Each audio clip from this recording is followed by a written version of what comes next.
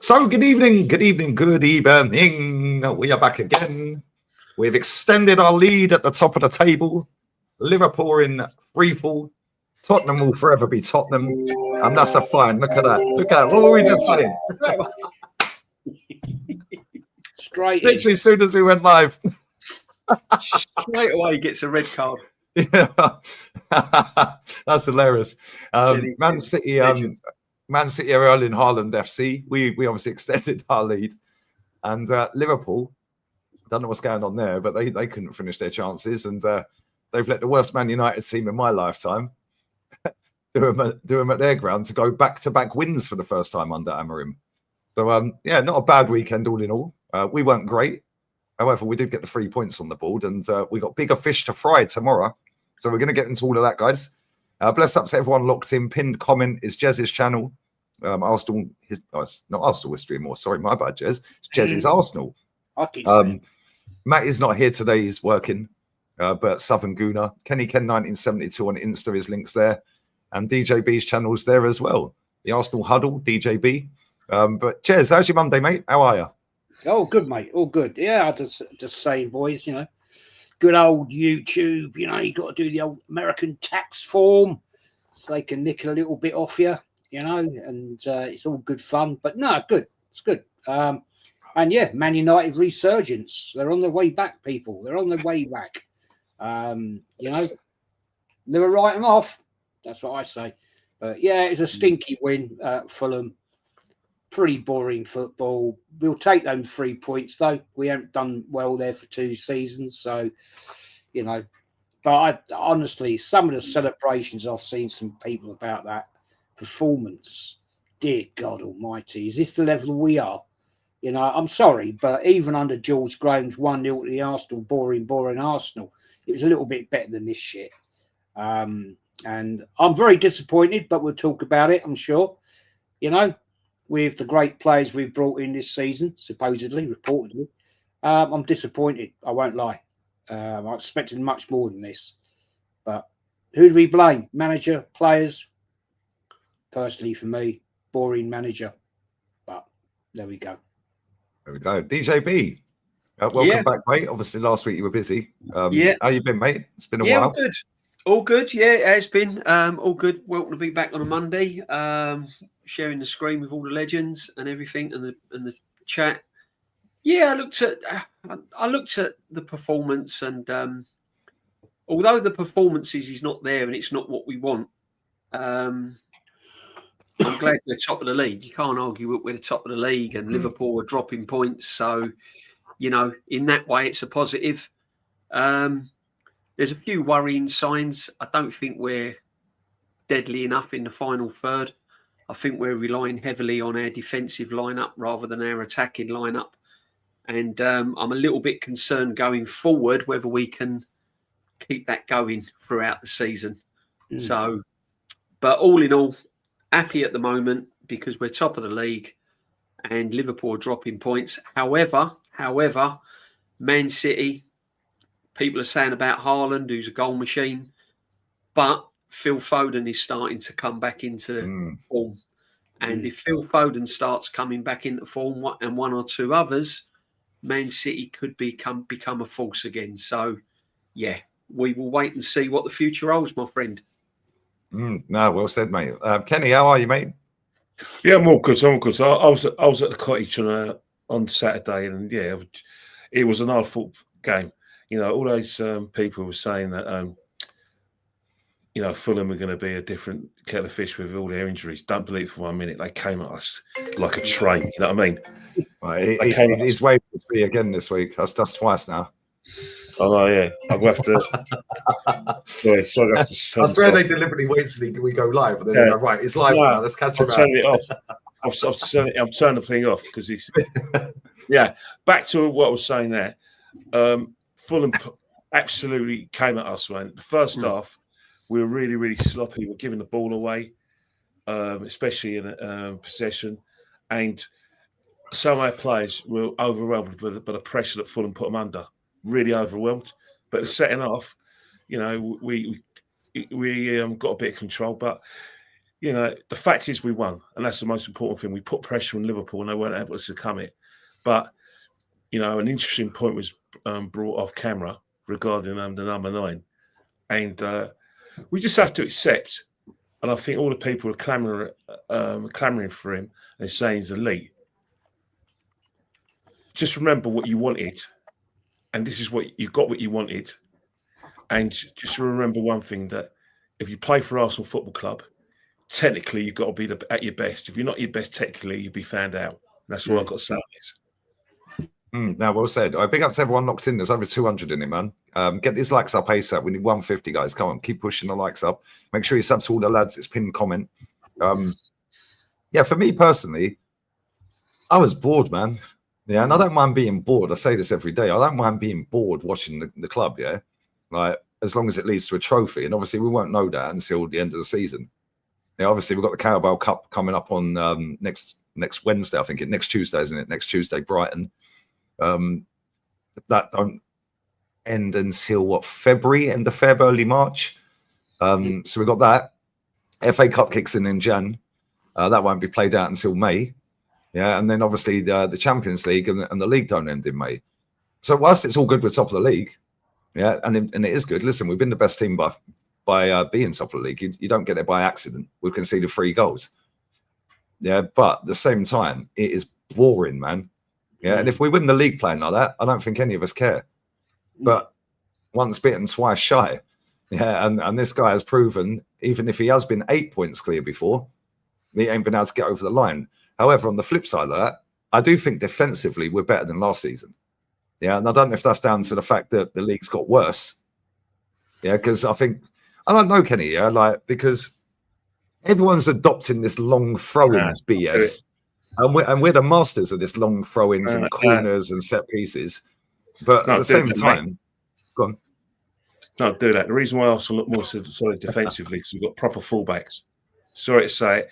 Sorry, fans of Benjamin White. Sorry, fans of Miles Lewis-Skelly.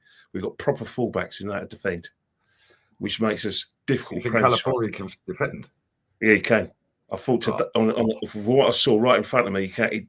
We look more solid as a team because positionally we can't be done on the counter attack. Because I was watching Fulham trying to break us down because I was right at the front of the ground, right at the front of the stands. So say you've got at Fulham's ground, you've got the double capitals, which is the upper tier, and then you've got the low capitals. So for instance, I was in row R. So in row R, which is probably about 15 yards away from behind the goal which we scored, I could see everything.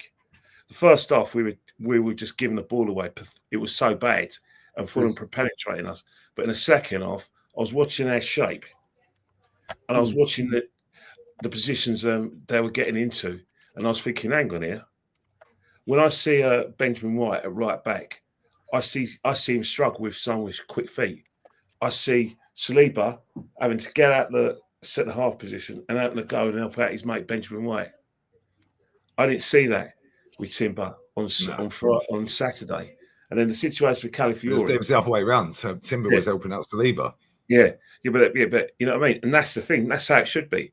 That's when we do it properly. But with Calafiori this season, I won't lie, I've studied him this season. I've watched him live a few times, and I thought, right, let me see him in an away game, but let me see our shape. And I have to admit, it's going to be bloody hard for Miles Lewis-Skelly to get his place back on the guy's current form. I won't lie. I saw it with my own eyes. It's going to be hard. But when I look at the whole way we defend, I think that obviously the shape's there, but we now got the players who can actually perfect that shape. I'll tell you, I'll hate playing against us. No, I hear it. See, for me, it's like going forward, we don't really create a great deal. Yeah, and we're not clinical enough. Yeah, Jokovic had 2 chances at the weekend. Yeah, he should have buried them both. Yeah, especially the first one. Yeah, the second one, he didn't even get it on target. Yeah, but the only chance that I've seen him have this season, like the first chance that he had against Fulham, is that chance. where he's actually gone in behind the defenders and he's got time and space. That's the only time I've seen us do that for him this season. Yeah, and he broke the offside trap. Nice little pass into him. Yeah, and then when you get that chance, you've got to bury that. Yeah, if that's Erling Haaland, that's 1-0. Yeah, that's 1-0. Yeah, the second chance that he had where he was muscling with the defender and barged him as he brought the ball down out the air and shanked it. Yeah, if that's Haaland, it's at least on target. Yeah, and that is the difference between them and us. But then on the other side of that, we're miles better defensively. Yeah, they've conceded double the goals. They've conceded 6 already. Yeah, but at the same time, they can outscore us. And people keep saying, well, if Haaland gets injured, then what? Well, just put Marmoush out front. Yeah, if Gyökeres gets injured, we're putting the donkey back in. Yeah, and if he ain't back in time, Marino's up front. Yeah, which, okay, cool, he's bagged a load of goals for Spain recently. But again, they create chance after chance after chance after chance. I watched them against Bulgaria. 33 chances against a low block. Yeah, 33. They won 4-0. Yeah, it's like we're quality defensively. I don't think anyone can argue that. We're probably the best defensive team in Europe right now. Yeah, and I've been for a while. Yeah, but it's going forward that's a bit of an issue. Yeah, and I agree with Kenny. I wouldn't want to play against Arsenal if I was any team. Yeah, because we're fucking long, man. We're just boring and we'll just bore the shit out of you. We'll pass. Keep recycling the ball, going backwards, make you come out of position, make you chase the ball. Yeah, and then our bench is better than most benches. Yeah, so then we'll bring on more quality than they will. And that's exactly what happened against Fulham. Yeah, they didn't have nothing going forward. Yeah, after we went 1-0 up. Yeah, and that 1-0, yeah, again came off a set piece. 60% of our goals, 67% or something of our goals have been set pieces, which I don't think is sustainable in terms of we're scoring set pieces. But we've scored 5 out of 15 goals this season from open play. Yeah. And eventually that's going to dry up and there's going to be a team that are going to stifle the shit out of us. And we're not going to take that corner routine. Yeah. And I noticed that we're trying to mix it up. We're doing short ones. Oh, no, we duped you. You're setting up for a long corner and then we took a short one. And then they make themselves think, oh, shit, they're going to take a short one on the next one. And I get it. I get what they're doing. And it's a good idea. Yeah. Right. And I'm not against set pieces. I don't know why everyone's moaning it's set piece, and all that, yeah? But when 67% of your goals in 8 games have come from set pieces, you ain't winning a league like that.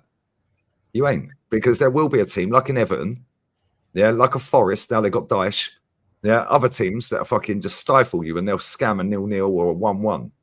Yeah? So we need to start finding a way to create more. And listen, I know it's a long season. I'm not moaning about it. We're top of the league for a reason. We've been the best team. Yeah, that's it. Yeah, but at the same time, when we go further down the road and we're playing in January, February, March, all of a sudden, eyes on the World Cup, not just us, but all other teams. Yeah, it's cold, there's frost on the ground. Yeah, these players ain't going to want to get injured. Yeah, are they going to go that extra mile? Yeah, are we going to be clear at that point? Are we going to be chasing? We don't know. We don't know what's going to happen. But based off of what I've seen so far, Liverpool looks shot to pieces. Yeah, they're all over the gaff. Man City are getting better every week. Yeah. And defensively, we're quality. And I ain't really seen a lot from us going forward, but with Man City, you can get at them. With Liverpool, you can definitely get at them. And all that proves yesterday with the Man United Liverpool game, or Liverpool Man United, yeah, is we dropped 2 points at Anfield.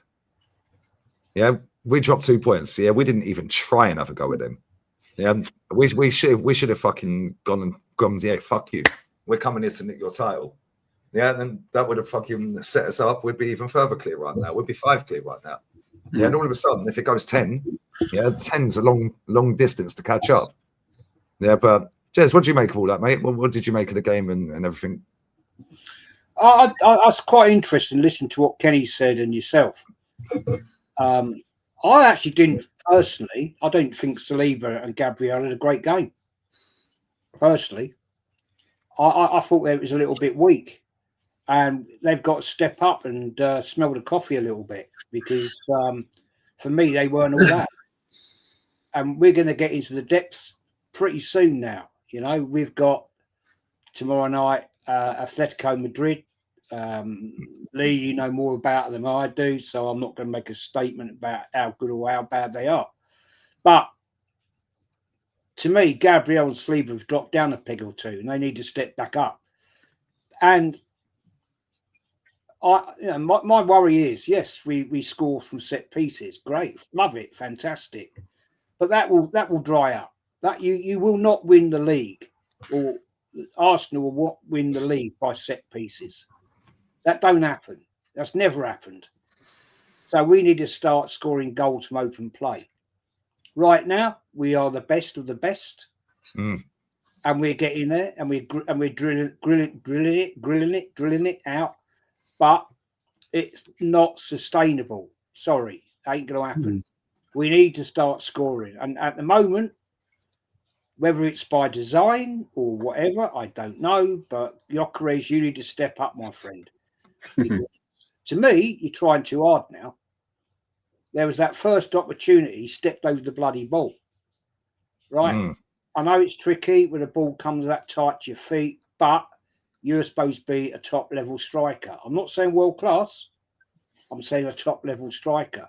I hadn't seen it yet. But I still don't believe he's getting the service he should do. Saka is doing okay. But, again, we rely on Trossard to get the goal. A player that I like Trossard. I said it, I did say that I didn't want him to go because he's the sort of player who'll muscle it out and he'll nick you one. And he's done it again. So, hey ho. But I'm sorry, the creativity in the midfield is shit. It is shit. And is that by design, or is that purely and simply that Mikel is holding the reins back? Again, because when these players play freely, right, they can create some beautiful football. Beautiful football. But once again, we go away to Fulham and it looked stifled. It looked boring. And we're not going to win leagues like that, people. I'm sorry. Seen too much of this shit over the years. And we ain't got that depth that we should be. Well, no, let me rephrase that. We have got the depth in players. We have, but we're not playing with that depth. And that's a massive difference.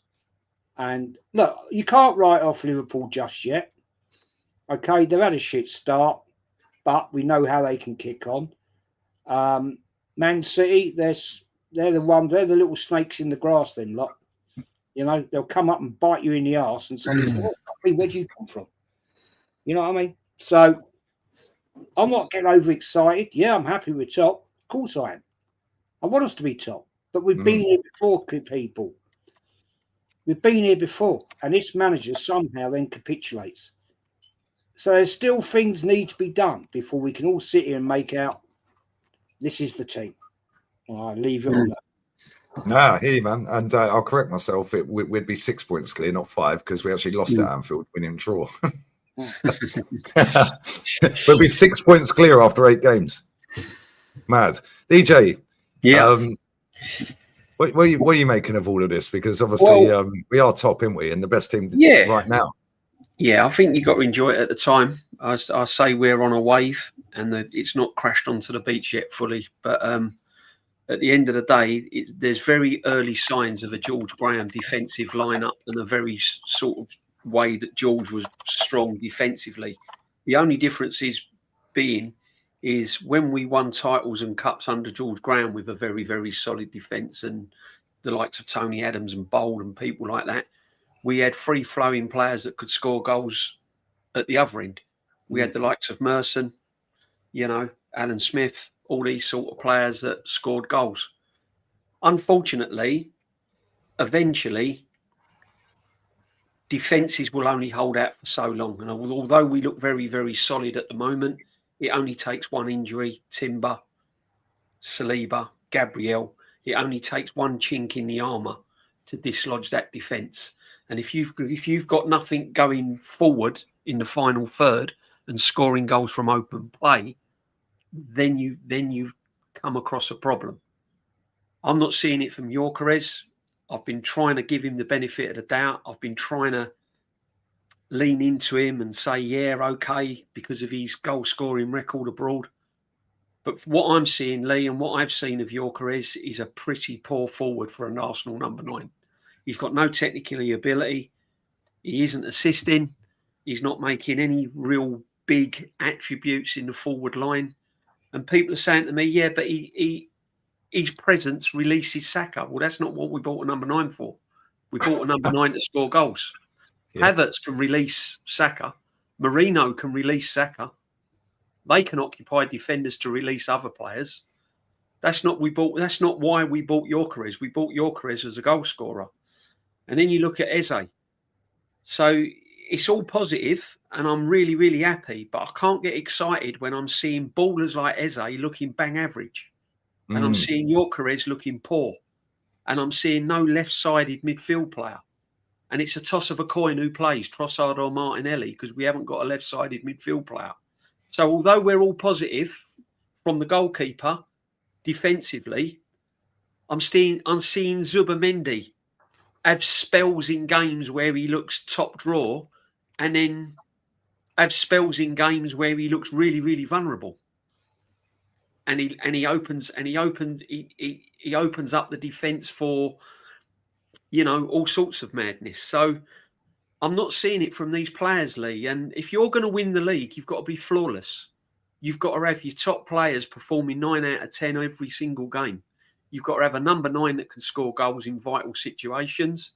You've got to have players from an attacking point of view looking dangerous all around the pitch.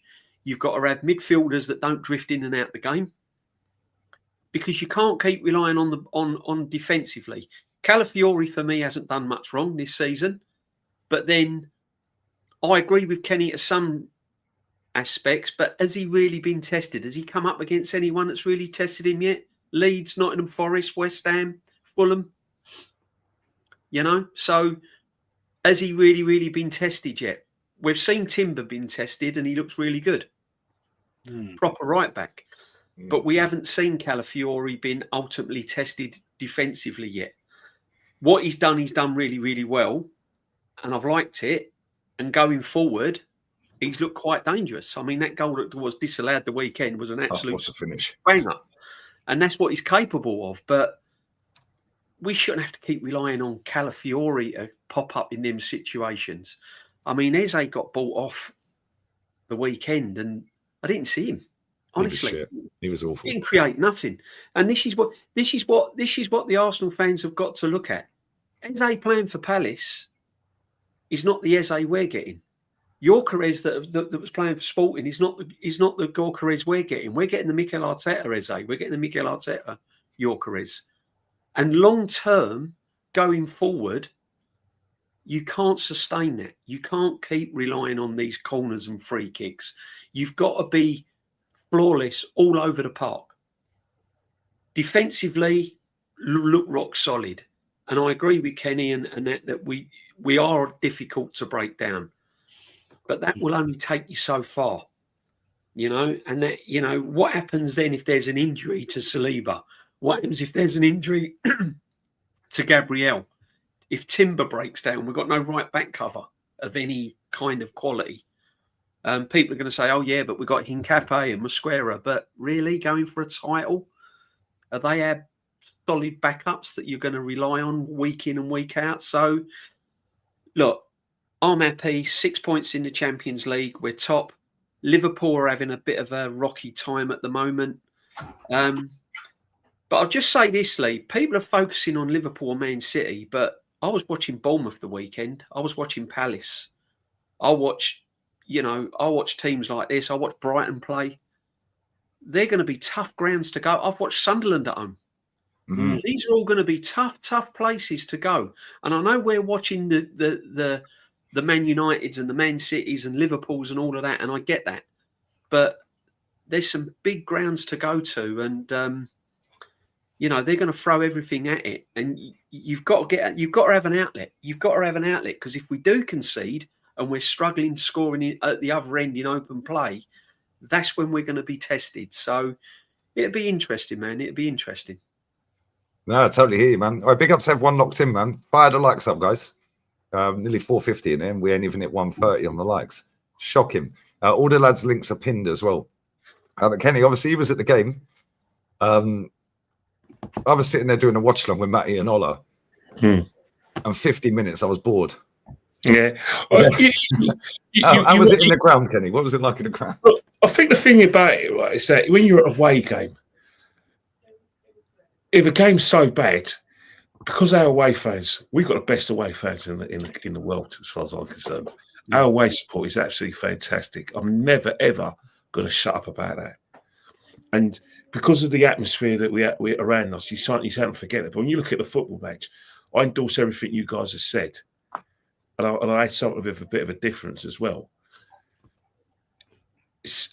Unfortunately, Eze and Gyökeres, it is what it is. There's injuries, and they're going to just have to, work through their inconsistency themselves. Especially Eze wasn't great. In fact, he was poor. He was pressed out of the game by Fulham. He was giving the ball away. He wasn't the only one, but for that creative spark, the pressure's on because we think that Martin Odegaard, first and foremost, is only going to be out for quite a while, and we know, going by last season, he's going to come back and he's not going to be the same player because of the injuries. We know that. So there's an opportunity for Eze to take his take his place, but he has to play a lot better than that. He has to be able to realise, right, you're at Arsenal now. There's certain things that you could do at Crystal Palace that you can't do at Arsenal. So you've got to be able to, like I said, fit in with our style of play, but most importantly, to take the game by the scruff of the neck. Your crest is an interesting one because, in essence, and I suppose you add that to Eze, I don't think they were what the manager really, really wanted initially, especially up top. I think the manager wanted someone else. And the reason why he wanted someone else is because of the technical ability, the ability to bring team players into play and be able to score goals. But technically, to play under this man, you've got to be technically sharp. So Gyökeres was always going to be a gamble. Eze was always going to be a gamble because he's off the cuff. And as we all know, off the cuff, there's only one player allowed to be off the cuff, and that's Saka. But you're right, guys. The set pieces so far, it isn't sustainable. However, what we realise one thing is that until we get our act together, until we start playing well, it's going to have to do. It's going to be scrappy. Every team in the Premiership is all, with the exception of the teams that we don't expect, they're all going to work their way through things. Like Liverpool, they got a conundrum with their new signings. I say it without any effect. Ollie Slot needs to put his nuts on the table and show some nuts. He's got to put his nuts on the table with regards to Wirtz, Salah, Ekitike, and Isak. He's got to put his nuts on the table, and he's got to do it with his fullbacks as well. Put your nuts to the table and make a decision, because right now it's indecisive. When they went 2-1, when they were 1-0 down against Man United, he brought everyone on, which was great, created a lot of pressure. But what happens when Man United went down the other field and there was space? He's got to do it right. And then you look at Man City. Man City got embarrassment and riches, but they got a gel. You know what I mean? Like, people say that Arsenal got the best the best squad in the league. We haven't got the best squad in the league, but what we have is that our squad is more likely to gel together. That's why people say we're the best. But if you were to say our front three compared to Liverpool, it's crap. The front three, take out Saka out of front three, is crap compared to Man City and Liverpool. I'm just being honest. I'm an honest person. I have to be true to my footballing self. But as a team, we're gelling, and that's why it does look like we're going to win the league. However, we have to improve. We have to get the best out of Gyökeres, find a way, and we have got to get the best out of Eze, because, again, 2 difficult games. Atletico Madrid, that's an important game, because the mistakes we made in the first half against Fulham, when we're giving the ball away, Atletico will punish us. They got that, and they're more likely to keep possession. It wouldn't bother them playing against our low block, our mid and low block, because they got technical players who will keep the ball and be patient. It won't be a long, you know what I mean? And then if the situation arises, we make a mistake, they can punish. Crystal Palace is a different one, because they've got no injuries, but they do have a game on the Thursday, but they've got nothing to lose. They've got nothing to lose. So it's a case of, enjoy it whilst you can. But remember, it's only 8 games. Don't sleep with one eye open. Liverpool will improve. Man City will definitely improve. I looked at the Man City squad. You know, Kovacevic, Mamouche, you know, Shirky, they're all back in training. Once they're getting more fit, if they could stay with, you know, on their coattails, it'd be very interesting. So, what I'm getting to now is we've got to improve our attack. Our players have to improve. You know, my good friend Trossard, he's shown a bit of form, but we need more from Eze. We need more from Gyökeres. Much, much more. Mm. No, I totally agree. Totally agree. Need more from Eze. 100%. Yeah, he was awful at the weekend, man. Yeah, there was one. Do you remember when they tried to lob David Raya? He tried to take that shot from the side down the touchline. He tried to chip him. Yeah, Eze gave that ball away. It was a simple 5-yard pass. Yeah, he dallied on the ball, tripped over as or was falling off balance as he went to kick the ball. Yeah, jogged back, got spun again, and then they took that shot and Raya, it nearly went in. Yeah, and it was like I don't know how he didn't make any subs at half time, if I'm honest. Yeah, it was about big up to Coleman in the chat. Yeah, he said, yeah, every team parks the bus against us. Yeah, and yeah, cool, they do. Most teams will park the bus against us. Yeah, because if you open up, we'll wallop you. Yeah, simple as that. Yeah, but at the same time, when we're not the only team in history that have had the bus parks every week. Yeah, I watch Spain every international break. Yeah, that's why I put it in the chat, my friend. Yeah, and you're being cool, so I'm not trying to mug you off or anything like that. Yeah, I watched them against Bulgaria, like I said. It was literally all 11 players for Bulgaria were in the width of the 18-yard box, inside the 18-yard box. Yeah. Why did they score 4, have 11 on target, and 33 shots in total? Why?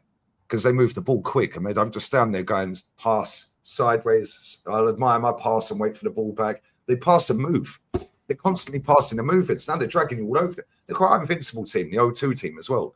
They would just pass and move. They're like, fucking hell. Where are all these players running like bamboozles you? Yeah, then all of a sudden you have an overload at the back stick, you whip the ball back, you've got 3 players waiting to tap it in. This happens with Spain all the time. Same with Barcelona. Yeah, same with Barcelona. Yeah, it happens all the time. Yeah, especially when Pep was there and Enrique was there. Maybe less so now. Yeah, because more of the teams in Spain have a go now. Yeah, but that's maybe because Barcelona ain't as good as they were when they had Messi, Neymar, and all that lot. But at the same time, they still get the bus parked against them pretty much most weeks. Yeah, and they find a way. Why? Because they move the ball quickly, and they've got the best midfielder in the world right now, Pedri. Yeah, who can fucking. He reminds me so much of Cesc when I watch him, man. He's just so fucking good. Yeah, his goal at the weekend as well. He done a no-look finish into the reverse court. He got the ball in the box. He's running across the box.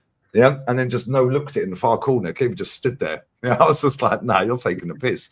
But when you've got a player that can do that and they can just pick a pass out of nothing, yeah, and you've got players that keep pass and move, and they're not just slowing the game down to make you come out of position and then maybe we can get a chance.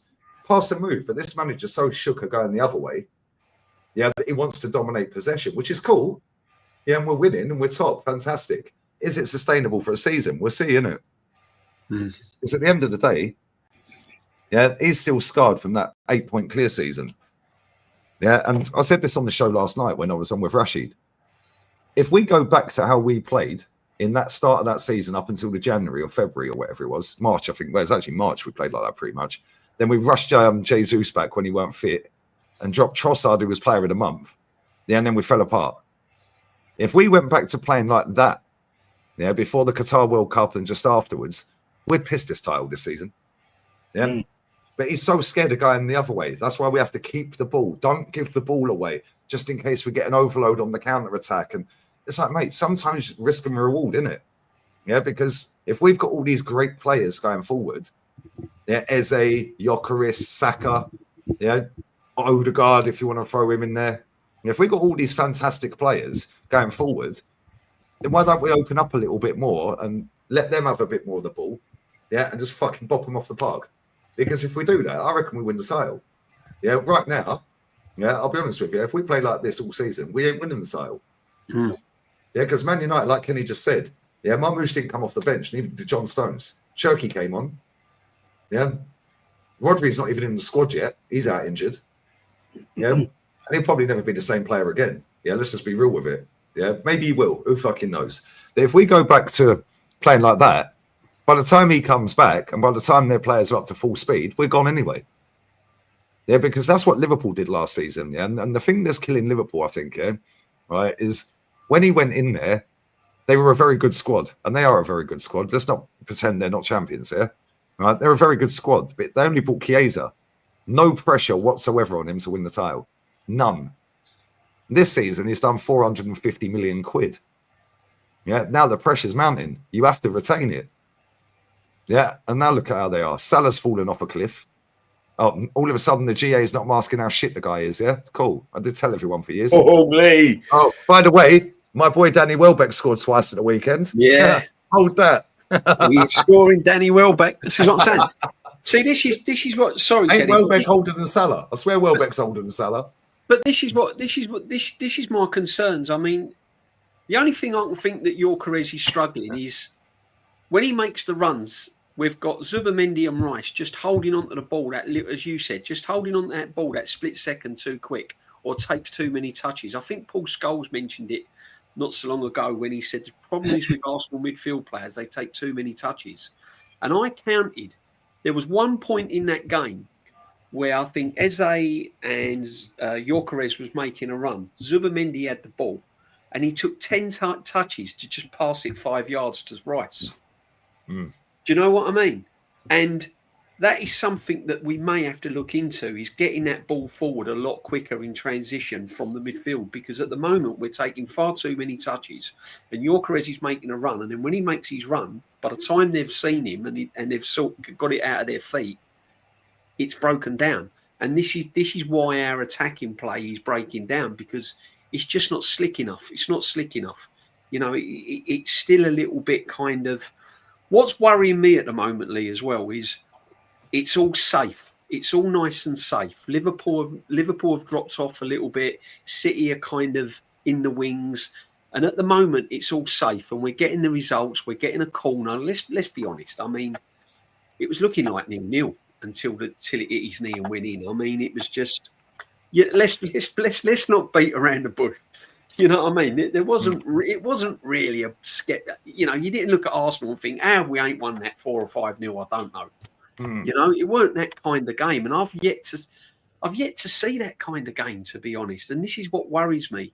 So at the moment, as I said, we're on this wave, and at the moment it's going okay. But there's little signs there that if something in that wheel doesn't turn. Or it could be an injury, it could be a suspension, it can be any one of them things, and then we're back to square one. And that's the only thing I'm concerned about, in my opinion. But, you know, it is what it is, man. Nah, I hear it, man. Right, bless up to everyone locked in as well. Big up, Conrad. Question for the panel. Do you think there's anything... Do you think, guys, do you guys think... Fucking hell, shall I start again? Fuck, I've only had one beer. I sound like Harry Kane in a post-match press conference. Freezing. As he's got a heating on. Fucking hell. It's only October, mate. For the panel, do you guys think there's anything to it when we see Wenger and Henry at Cesk's match, but not Arteta's? Well, to be fair, Thierry Henry has a stake in FC Como. Yeah. Yeah. And Wenger, I don't know. Cesc is our next manager, by the way. He's the next Arteta. Oh, don't wind him up, DJ. Come on, he's going to flip, man. I've been telling Kenny since day one he's going to be the next manager. He's got to get used to it. I think in all seriousness, in terms of the situation we've got in Cesc Fabregas has always had a healthy respect for Arsene Wenger. He's always had a healthy respect. That much so he went on strike. I know what you mean. I don't worry. We're reeling him in, DJ. We're reeling him in, mate. Yeah, but one thing I'll say about Cesc Fabregas is that Cesc Fabregas is talking a very, very good game about how the game should be played. He's saying what we want to hear. To be honest, we've had enough of watching, low block and mid block and teams very difficult breakdown. We've had enough of long throw-ins. We've fed up with teams scoring for set pieces. And Cesc Fabregas has this utopia of pure football, which is what he's been brought up with. And if you're a football fan, you love football panache. You want success to succeed. So it's no news. It's not a case of going Arteta. Let's be honest. Arsene Wenger is going to want to go to watch Arsenal play. With all the cameras going to be on him. Thierry's only going to want to watch us live if he's paid to do it. Not only that, where would you rather go? Well, you live in London. Would you rather go and visit London or Lake Como? Well, yeah, I know where I'm fucking going. That's the thing. It's no big deal. You know, the fact is the end of the day, we can read what we want into it, but the fact is that, you know, I'm sure there's a big game. They'll be there at the game. Well, he's only like, I'm just looking at Serie A now. What phase is Allegri in, by the way? Because we got told he was a washed-up manager. He's top of the table. The top of the league. AC Milan are top of the league right now. They've lost one game all season. Yeah, but Allegri was never going to be a poor manager. Allegri's a great manager. I said he was washed. He was realistic. Well, he was. But you got to remember one thing. It was the same thing with Arsene Wenger.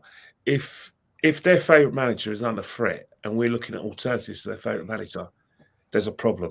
Remember when Jurgen Klopp was available under Wenger? We're all called Kloppites. And now, because we got dissatisfaction with Mick Arteta and we want it, we're thinking, right, we need to draw a line under his non-deliverance of trophies. Every manager's washed. There's a problem. You always have the same old people coming out of all sorts of nonsense about how these managers are bad and blah, blah, because they don't want their favourite manager to go. But you know what? You know the biggest talking point that we've overlooked?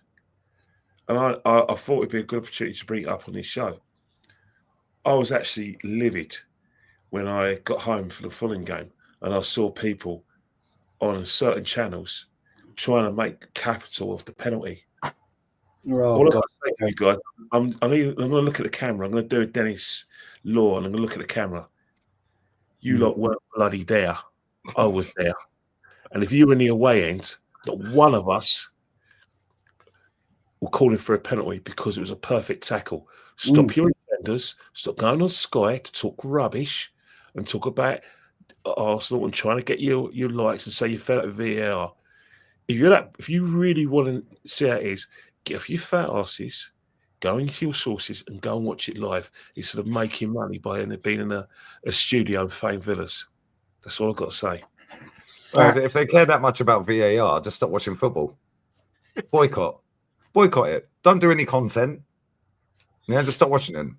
Funny thing is, Lee, right, is Kenny's just stepped up and said it.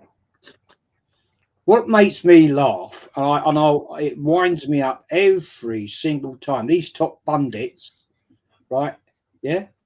Top pundits, ex-players, right? Played football 30 years, and they still call it the fucking rules. Winds me up every single time.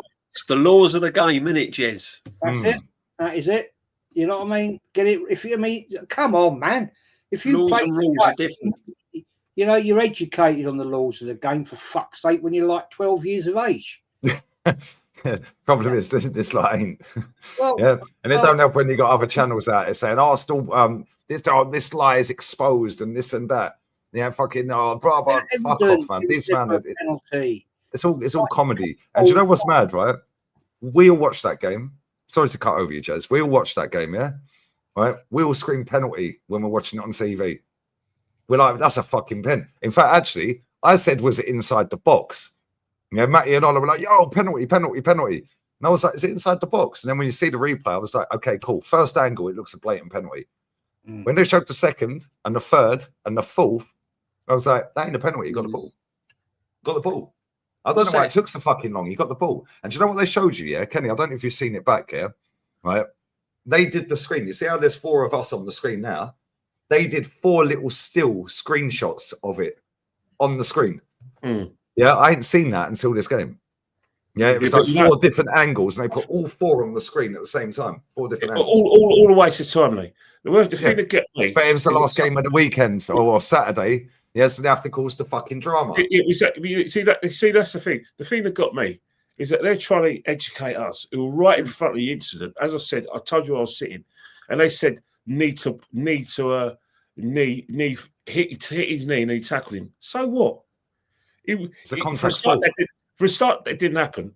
What about the times when Jimenez, every time the ball was in the air, he looked across to Saliba and Gabriel and just said, right, here's your shoulder, I'm going to win the header. Yeah, or just drop like Harry Kane used to. That's over a little bit. Yeah. And our players were doing it as well. So they're just talking rubbish. The fact is that what they didn't know and what TV didn't show you is that Taylor went straight to Leno and basically had a conversation, just calmed him down and said, look, I'll go over. Because as soon as he gave the penalty, we sensed from the bird's eye, the view that we had, that Taylor realised he made a mistake. So for all these people to start going, oh, VAR, stop talking rubbish. Stop your agendas. We won the game anyway, but it was not a penalty. It was a tackle. You know what? I think the Gyökeres one, where he turned and he tripped him and he tried to stay on his feet, was more of a VAR. That wasn't a penalty either. That wasn't a penalty either. It wasn't a penalty, but I thought that was more of a kind of maybe. No, going back to the. Do you remember? I slipped my mind now. What was the Gyökeres one where the penalty was awarded and he Newcastle. I mean, did the Fulham defender get as much as the ball as the Newcastle one? I don't see. I agree it weren't a penalty. I agree it weren't a penalty, but I'm still. I'd still debate that law, because for me, if you're going to play the ball, if you're going to play the ball, I want to see a complete directional change of the ball that you've actually touched it. There was. You've only got to touch the ball by a toenail or anything, not change the direction of the ball, and therefore, as long as you've touched that ball first, with no matter what, it's not a penalty. And I get it, and I understand it wasn't a penalty. And I even said, no, that's not a penalty. He's touched the ball. But I think the law needs to look at that, because... Yeah, I hear it. Like, there was slight contact on his leg, yeah? Yeah. But, I mean, come on. Yeah, like, if you're giving penalties for that, you'd see fucking free kicks every 2 seconds. I agree. Yeah, if you're giving free kicks and penalties for shit like that, he got the ball. Yeah, and listen, he got mad fucking lucky. Because I think the look in his eyes, when I look back at the replays, I think he thought, I fucked up here. But at the same time, he got the fucking ball. Yeah, the one with Nick Pope, you know, he got the ball. Yeah, but he's the goalkeeper. It's slightly different. Yeah, when and not only that, yeah, the goalkeeper. He got more of the ball, didn't he? That's what I'm saying, Lee. What I'm saying is Nick Pope actually got the ball that kind of sort of changed the direction of the travel, right? And goalkeepers are way more protected, as we know. Yeah, but where the Fulham one, I mean, he has got the ball, and I know it's not a penalty, and I'm not saying it was a penalty. What I'm saying is, perhaps they need to look at that law, because for me, was there enough contact of the ball to change the direction? Do you know what I mean? Because for me, was there enough contact on Saka for him to fall over?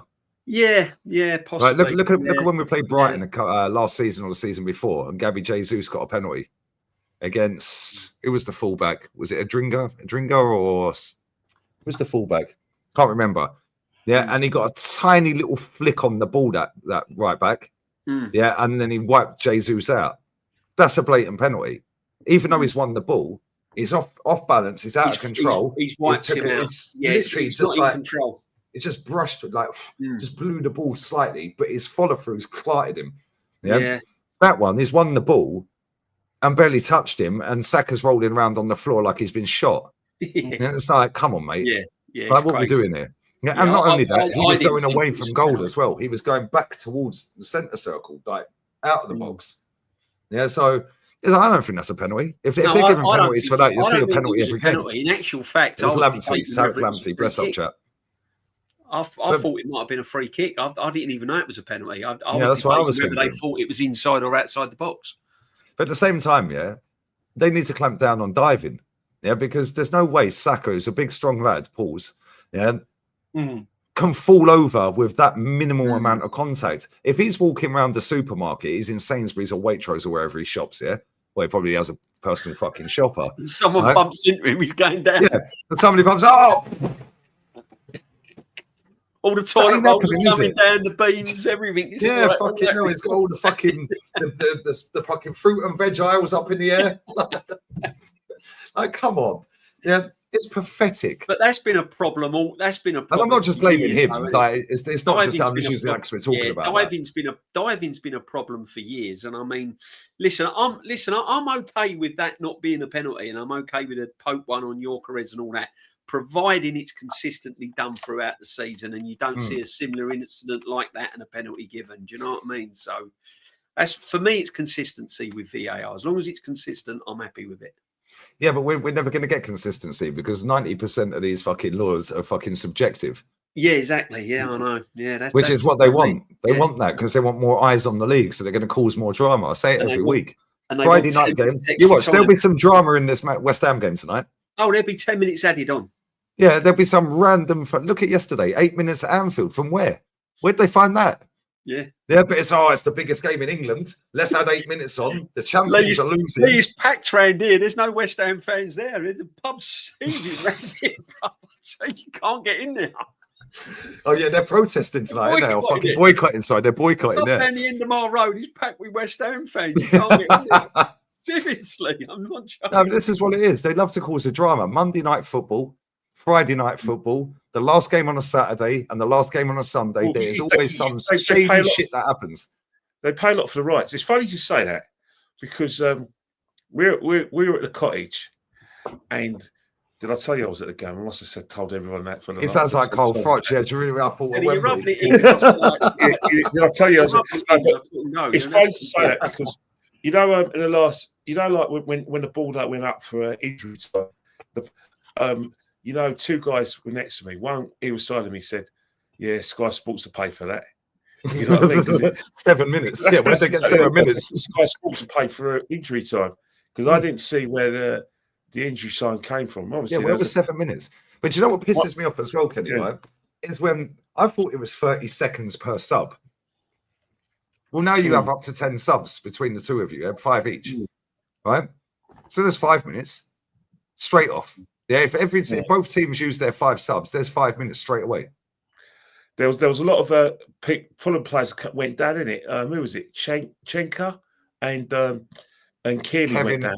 Yeah, they went down. That was hilarious. When that Kearney went down there, Matty was fucking killing me, man. It was like, he goes, look at the state of this league. He goes, they're giving him a paracetamol because he's done his shoulder. I said, no, it was probably a fucking energy sweet. There's nothing wrong with the cunt. I said, he's wasting time. They're giving him a fucking Lucasade energy sweet. Sorry, with Odegaard against West Ham. Was it West Ham when he got injured? No, was it West Ham? Yeah. He done his shoulder. No, he done his knee, but when he done his shoulder the second time, it's not in the Forest. Yeah, he was given we thought he was given a paracetamol as well. Yeah, it was probably a fucking Lucasade energy sweet. There you go, pop that in, mate. Off you go. This is what it is. This league's just a comedy show. It's a comedy show. Yeah, every single week it just gets worse. I'm not just talking about the football. Yeah, the football's shit anyway in the Premier League. Yeah, but I'm talking about like all the cheating. It's like, we just want consistency and all that. That's what every fan says. We want consistency. Cool. Well, let's have some consistency then. If the ball bounces off of you, why are you putting your arm up saying our corner ref? Yeah, book him. Yeah, true. Yeah, book him. Use VAR and say he's cheating. Booked. Watch how quick you stop that bullshit. And not only that, Lee, when do you ever see? Do you remember this? Like where the team wouldn't get back quick enough, wouldn't go back to 10 yards, wouldn't go back to 10 yards. When do you ever see a player get a yellow card for not retreating back quick enough? Never see another one. Or the ball moved forward 5 yards or something. Yeah, do you know another one? Yeah, that was funny. We'll move it forward. Fuck you. Yeah. Do you know another one? After a 6-minute VAR check, they then go and spend 2 minutes fucking celebrating. Just book them all. Yeah, let's go book them all. We just wasted 6 minutes here, lads. VAR, whether it's a goal or not. Now you're going to go and celebrate for 2 minutes, wasting everyone's time, mate. Another rule I don't understand. Stop the clock when the ball goes out and watch how quick they play the game. Another rule I don't understand. Say, for instance, that challenge on Saka that weren't a penalty. He got a yellow card and then he went to the monitor screen and didn't give a penalty. Does the yellow card still stand or does he rescind No, they take it back. They take it back. Right. But at the same time, there's not enough. There was not enough contact, and he won the ball. Saka should have been booked. For diving, yeah, exactly. Yeah, for trying to con the ref. So Because he did actually fucking con the ref. Yeah, so if it's not a penalty then, and he's dived, and he's looked at the screen and it's not a penalty, when he goes back, he should then book Saka for diving, shouldn't he? That's what I'm saying. Because he's conned the ref. Yeah, and listen, people say, oh, but it wasn't a dive, there was contact. Cool. If he's walking down the street and that a minimal amount of contact happens to him down Oxford Street or walking around Waitrose, yeah, or getting on an aeroplane, yeah, is he going to fall over like that? No, he fucking ain't. Yeah, and we're talking about him, so I'm not just digging him out, Pauls. Yeah, we can say this about any footballer. The way Vinny Jr. was fucking around yesterday in that game, he got a geezer sent off. Yeah, they went down to 9 men at Safe, which is a Madrid derby. Yeah, why did they nearly equalise in the 97th minute? Why were they still attacking Real Madrid with 9 men? I thought that was illegal. Yeah, but Vinny's antics in that game won them that game because he conned the ref. Yeah, and they went to VAR. Yeah, and the guy had literally just been subbed on. He hadn't even touched the ball, and he got straight red card. Yeah, because he went to block Vinny off. Yeah, and that was never a red card in a million years. Never a red card. Vinny does it every week. Rolling around, fucking clicks his own heels and makes it, fucking get out of here, ref. Start booking these people and sending them off and watch how quick you clean the game up. Yeah. Anyone who talks back to the referee, booked. There's no authority with the refs anymore. And we know they're shit, but they're shit for everyone. Yeah, Declan Rice walking slowly over to take a corner. I'm going to do it in slow motion. I'm then going to turn around and say, just wave my arms about. I'm going to flick my hair. I'm going to pull my socks up. Yeah, I'm going to slowly walk over. I'm going to bounce the ball. I'm going to look for the sweet spot. Yeah, then I'm going to flick my hair again. You've wasted a minute and a half. Yeah, I know. Yeah, fucking, I see a clip on Twitter of Danso, the Spurs fullback, centre-back, 35 seconds to wipe the fucking ball with a towel. Ban towels. Ban long throw-ins. Every single team in the Premier League, just put your ad holdings right on the fucking touchline. Watch how quick they ain't doing long throws then. Yeah, they should have a stop clock on. As soon as the ball goes out of play, stop the clock. We'll play a full 90. Watch how quick they start playing. Where's this long throw coming to? You don't want that fashion. If you know long throws, what I never understood. I remember one time I was at an Arsenal North London. Was this one time at band camp? Yeah, I remember North London derby in 1990. We played Tottenham at Highbury, and remember we used to do the long throws. And what Terry Reynolds used to do? He used to get the Spurs players to stand straight in front of our long throw. So if it was like say it was one. They used to stand literally like that, didn't they? They literally was like that. So he had to then loop it over his head. Yes, Lee Dixon was doing a long throw, and Vinny Samways used to stand right in front of him. It was either Vinny Samways or Paul Allen who would stand right in front of them on either side. And I was thinking, why isn't teams doing that? Getting them, because at the end of the day, all you've got to do is just get in front of them.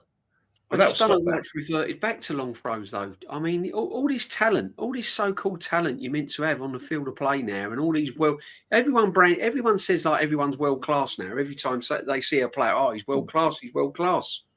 You know, a player scores one goal in the top corner or something out of the blue, and he's suddenly world class.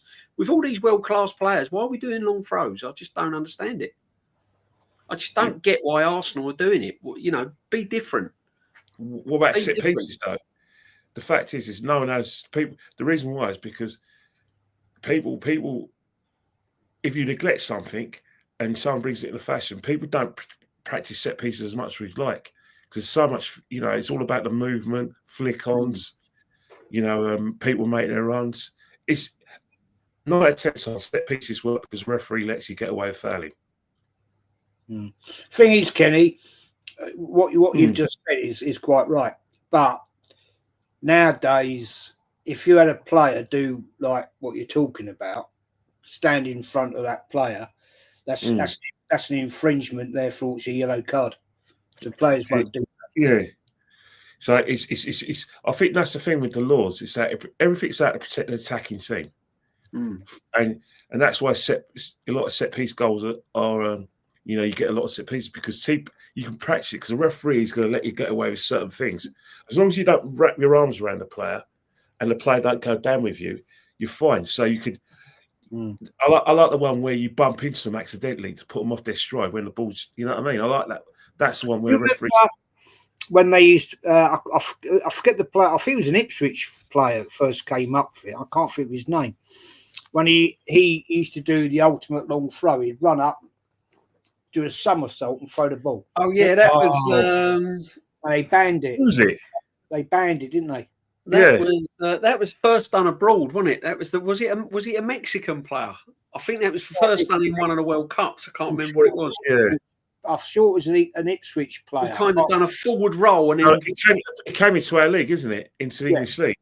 And I'm sure it was an Ipswich player back in the 80s that did it. Mm. And eventually he got outlawed. Yeah, I forget his name there, but I do remember it. But Jez, getting back right, if you have a close look, see if I was the linesman in a lot of these games, and this is why I think the linesman's job now is like you might as well not have them. Waste of time, right? Because I look at some of these throws now. Correct me if I'm wrong, but 2 feet are meant to be behind the line, aren't they? Yeah. Right? Yeah. Now, the amount of times when you see throw-ins and they've got 1 foot over the line, they've got 1 foot on the line. Do you know what I mean? Where's the linesman to flag it up for a foul throw? Because there's going to be goals scored with these long throws, and yet they're foul throws because they've put their foot over the line. I agree, and they've mate. got to have 2 feet behind the line. I do not see the point nowadays. I said this the other week, a month ago, right? I don't see the point of a job of a lino anymore, because when was the last time you gentlemen can remember a penalty, clear penalty, being the signal being given by a lino? Yeah, because you do that. What do you do? You do that wherever you flag across the chest. Across the chest, isn't it? Yeah. I haven't seen that for years. For years. No. I ain't seen that for years. Well, I don't think they're given the job now as penalties, because on a Sundays when I used to play like football, the referee used to talk to his team and he used to say to the linesmen, right, you've got you're obviously doing all the offsides, throw-ins, and if it's a penalty, I want you to put your flag across. And they even used to give the linesmen the jobs of flagging up for a penalty. Now, I don't think the refs do that now. I think that's been taken away from the linesmen. DJ, they rely now, right? I've said this before. It was always the fact when I was a ref, and this is what the FA coach told you. Referees run that diagonal, yeah? And it was always the law. Well, it was always the referees to say, that's your quadrant. Lino, that's your quadrant. That there is my quadrant. That one there's my quadrant. But you signal for all ball out of play. Yeah. You give me everything you see, infringement. You give me everything, goal kick, corner, penalty. That's how it was. And he said, everything else on my diagonal. So if I'm running, the diagonal is from the left to the right. Yeah, so you're doing that diagonal. So everything else is mine. You guys, you give me everything else. All out of play, infringement, offside, penalty. Right? Goal kicks and all that shit and corners and all that. You know what I mean?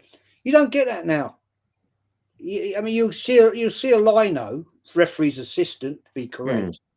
Right? They'll give you a corner, they'll give a goal kick.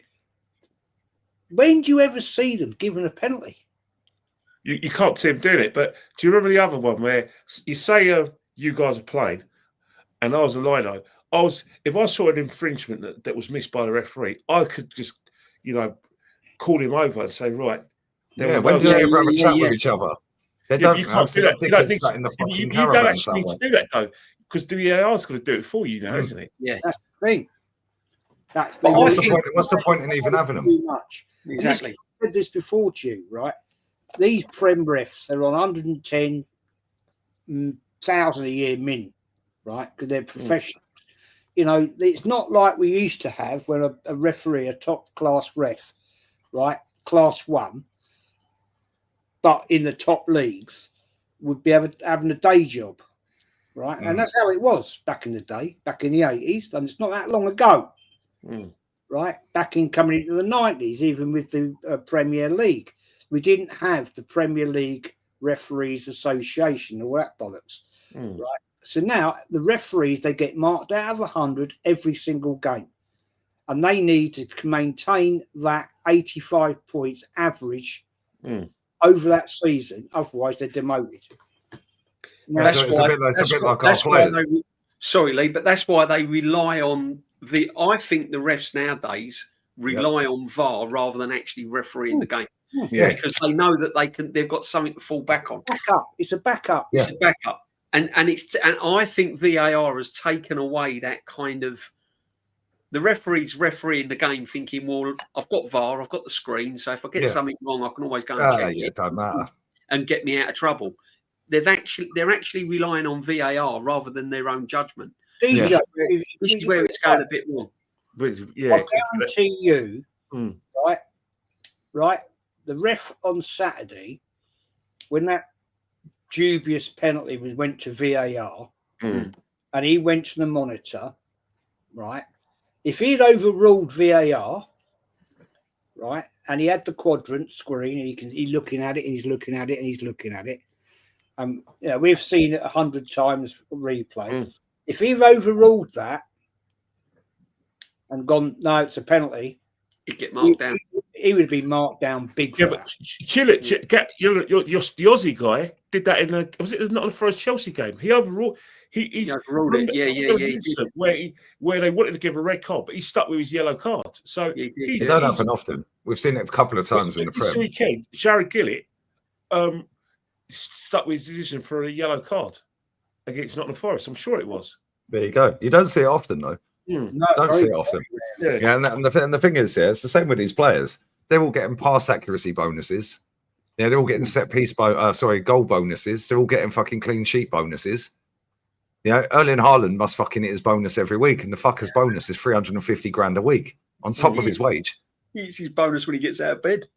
Yeah, Jesus, man, he don't. No wonder he eats about fucking 8 steaks a day. What? Honestly. It's true, no. No wonder Odegaard's passing sideways every fucking week. I guarantee his pass accuracy has to be over 85 or 90%, and he'll get his bonus. And if he gets an assist, he'll get a little bit more. And if he don't get his assist, he'll get 20 grand out of his 30 grand bonus or whatever. It's all a load of fucking bollocks. Why are you getting bonuses? You're all on 100 grand a week plus anyway. No, if footballers want as much as they can, footballers these days, it's never enough. That's why we get more games. And that's why TV put in shed loads of money. That's why, the game that Jez is going to on December the 13th is an 8 o'clock kickoff, Wolves versus Arsenal at the Emirates. Do you know that, Jez? Yeah, I am, yeah. I'm paying silly money. Silly £135. Yeah, but that's the you're mad. The same me and Kenny, though, Jez. Yeah, it's worth it, isn't it? But the players want money. If the players want more money, and we've got to give it to them, then we're going to have more competitions and more games. It's the way of the world. Yeah, or just tell them fuck off. How's Calafiori 10 times his wages and on a bonus on top of that? How? He was playing for fucking Bologna. He was on 12 grand a week. Yeah, here's 20 grand and fucking have that and shut up. Yeah, but that's, you're not getting a bonus, mate. Go back to Bologna then, because nobody else wanted him. But thing is, that's Arsenal as well now. DJ Kenny, right? Yeah, when I pitch up, mate, you're gonna have to buy me a coffee because I won't be able to afford it after spending that. DJ's minted, mate. He's caked. He's the one with all the money, mate. I'll be with me. No, DJ, he's the one with the money. No, I've got no money. I'll be in the posh. He's sat in the fucking Emirates. I reckon he's got shares in that stadium. DJB goes to the Emirates Cup games. It's funny you should say that because that is a go on. I've got my youngest daughter. She says she hates football, but for some reason, because she went to the boxing, and she now says she wants to go to an Arsenal game. But I said, you don't like football. She said, no, I still want to go because I want to see if I still don't like football. But the only way I'm going to find out if I don't like football is if I go to a game. So I said, I suppose it's the Emirates Cup game then. Oh, so you're going on Tuesday, following next Tuesday, yeah? So No, Emirates Cup next in the summer. Oh, the Emirates Cup. Sorry, I thought you meant the League Cup. Thanks to the League Cup game, Kenny. I can't stand those games. Nah, take her. She'll soon say shit is a load of shit, and it won't cost you a penny ever again. Take her to the Brighton. If we go to the Emirates Cup, we'll go and wallop some shit team in the Emirates Cup. Take it to the Carabao Cup game. Yes, fucking 15 quid. No, the Carabao Cup game is £25. But a friend of mine, he asked is that how much it is now. Yeah, it's £25. Yeah, so I bought his ticket. I bought my seat, and then I just transferred the ticket over to him. Because he wanted to go. He knows 15 quid. No, it's not anymore. It's 25. Like Newcastle. I've only been here 6 years, and they've doubled the price nearly. It's crazy. But you know, like Newcastle semi-final. I think the Newcastle semi-final, they charged us a bit more for the Newcastle semi-final on the basis of that. Yeah, it was. Yeah, we might never get another semi. Pause. They're like, oh yeah, we ain't had one of these for a while. We don't win them anyway, but we charge you a bit more just in case. They got charged more, and it was the only time I walked out. Yeah, I know. And you know, a few days afterwards, we had to pay another 38 quid for the Man United game, which we lost as well in the cup. Was the FA Cup's not on the ticket? No. Since when? Since I thought it was 7 home games on the ticket for the cups. No, not anymore. Apart from the League Cup, obviously. We get the Champions League games. So you only get Champions League. We get 4 Champions League games. You get 4 home games. 4 Champions League games and your Premier League games, but your Carabao Cup and FA Cup, you got it's all, you don't get that. No, they're taking the fucking piss. Yeah. What about if we get into the Champions League knockout stages? We've got to pay. You get the Champions League knockout stages. It's 90 odd quid a ticket. Yeah. Well, I pay 71. I pay 71 quid for that. 90 Fucking hell, man! They're milking it. 91 quid. 91 quid I paid for that Champions League PSG first league. And you got told to be quiet after 4 minutes by Dembele. But that's the way of the world, though. That's the way of the world. The fact is that the reason why. Kenny, how's it fucking? Sorry to cut in, mate.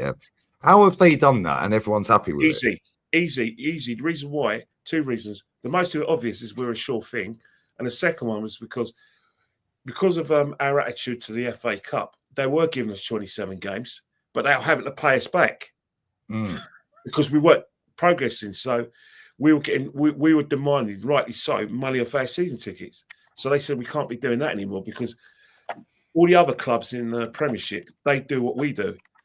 What we're doing now is that they'll just give you maybe a couple of cup games and then the Premiership games. But we were generous.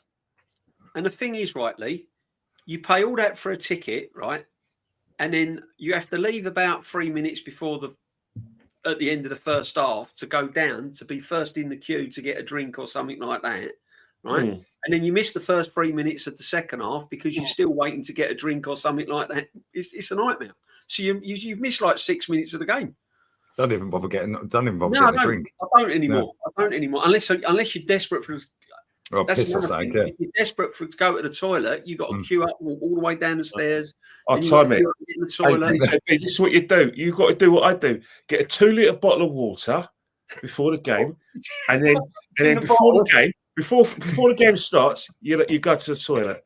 Half time, you're still going to be loaded. So you go at half time. At the end of the game, you go at the end of the game, and that's your 3 times. I know, mate, but it's, sometimes sometimes when you're at a certain age, your guts drop and all that. You know what I mean? When you get excited, when our backs against the wall and the team are peppering shots at us, and we will shit ourselves, mate. Hey, all you got to do is go to the Marks and Spencers in Fusion Park, 85p for a 2-litre bottle of water.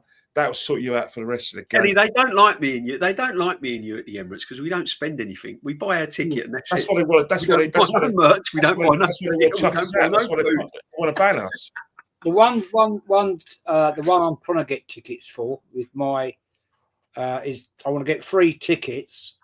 Is for my grandson James for Christmas. Is he wants to go Brighton? Oh, that'd be a good game. And his other grandfather John, who gets me tickets for Brighton away because he works for American Express corporate. So I've really got to try and punt some tickets out for that. But I want 3 tickets together. So I've got to look into that pretty damn quick. What, the Emirates? 27th of December, that is, Jez, isn't it? Right, that's going to be hard work. It might be difficult. Don't know. There is a few tickets that normally come up because a lot of people don't go over Christmas. However, you probably better. What about the Carabao Cup game against Brighton? Would that be any good, or is that too soon? Nah, it's got to be. No, it's next week. It's next week. So you can't be fine. No, I'm talking about 27th Arsenal home. But the Carabao Cup game, if you're looking at going next, it's currently fine. If you're looking at going next week. I can't. School night for him. Isn't it half term? Isn't it half term though? Next week? Not down here. It's the week after. Oh, right, fair enough. Because I thought it was half term. You could have. It would have been a good opportunity. Yeah, pick up Nunandino. Yeah, just take your prawn sandwiches to the stadium. Yeah, that's what you got to do, mate. Yeah. Mate, I can't believe that. Yeah, it used to be like 7 cup games, or elite, like Europa League, Champions League, or whatever. Because you remember when we played Atleti last time at home? That was the 7th game, wasn't it? That was the semi-final first leg. That was the 7th game on the ticket. Yeah, I can't believe they've done away with that, and they're only giving you 4 games. The prices have gone up. Well, last year, and then you've got to pay for the FA Cup. Yeah, but 2 years ago it was 3 games. You know, in the 22-23 season, because 23-24 season, it was 3 games because the old format of the Champions League was the 3 group games. But really, Kenny, we have got 3 games because one of our games is Carriat Almaty, whatever they're called. So, oh god, yeah, everyone's putting that on the exchange. That's our 4th game. That's our 4th game. There you go, Jez. Get yourself down now. But you know all their players, mate. Carry a bag almighty. Before we do wrap this, we'll get on to Atleti quickly. But let me read the super chat out real quick. Big up, Anthony, brother. Bless up for the super chat. As a Milan fan, I can tell you having a proper manager makes a difference. Because we won our game despite all the injuries. I'd still rather have Allegri at my club than the Spanish fraud. They lost their first game of the season to Cremonese. Or Cremonense, however you pronounce it. Kenny will probably know. He knows how to pronounce these Italian names. I'll ask my friend. I'll ask my mate Dario, Chelsea fan. He'll do it for me. Well, of course, he's fucking Chelsea and Italian. Fucking Gianfranco Zola, isn't it? No, innit? Come on now.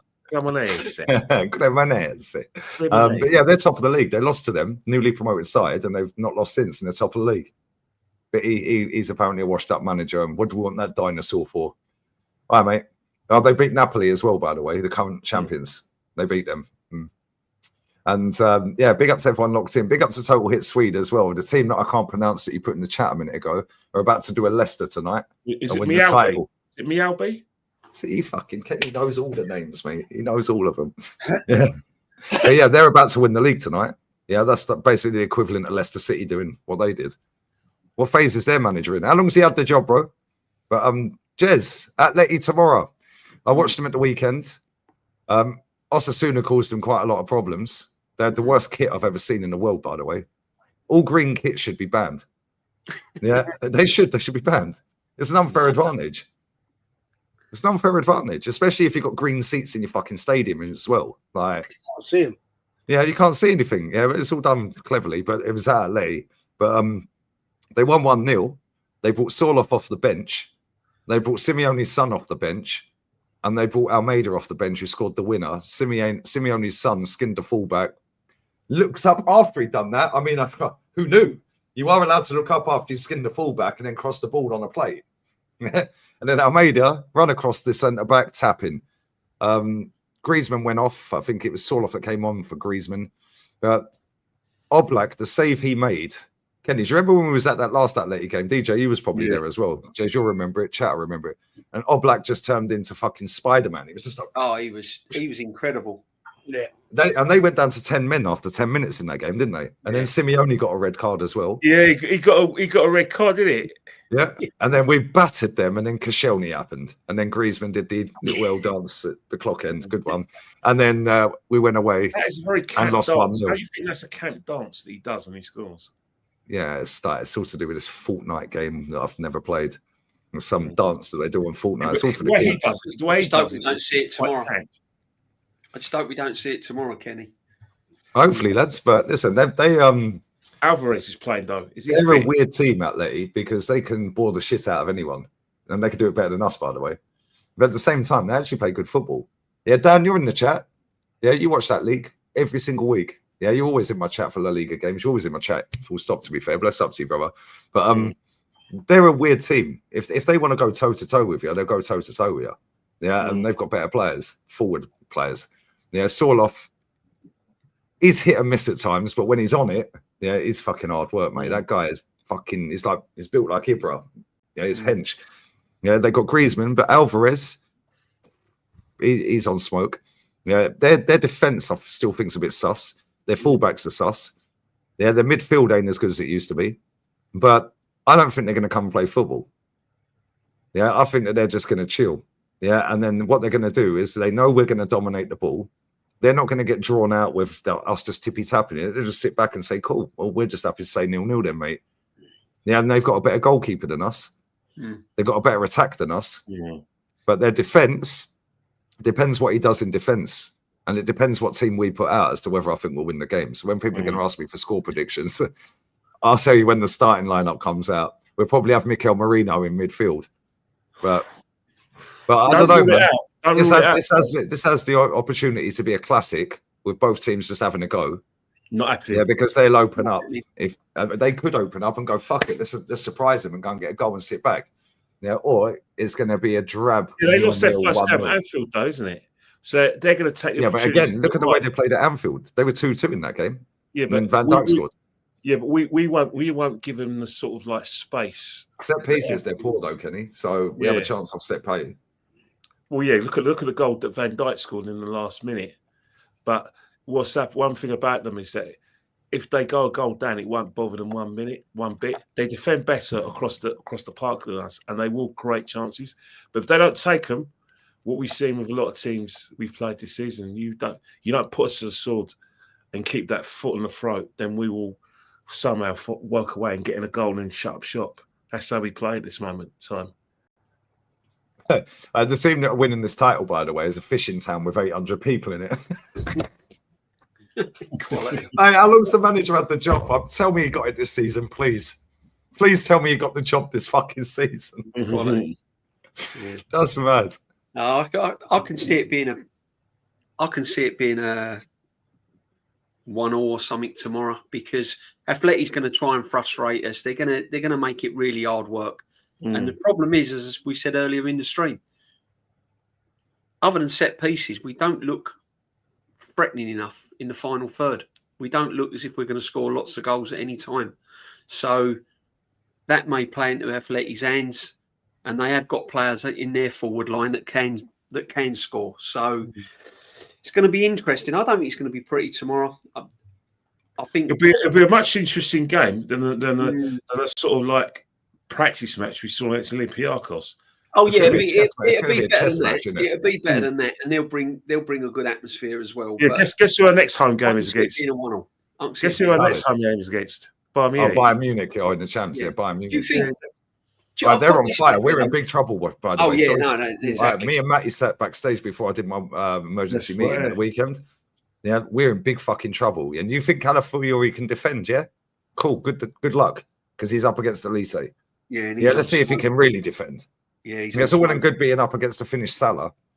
Yeah, who just stat pads and fucking masters shit performances. Now he's up against a proper baller. Yeah, it's all well and good being up against some of these other shit that are playing for these other teams. Yeah, I don't even know who Leeds' fucking right winger is. Yeah, Forest right winger. I don't even know. Yeah, it was Forest right winger. Yeah, let's see if he can defend against Elise.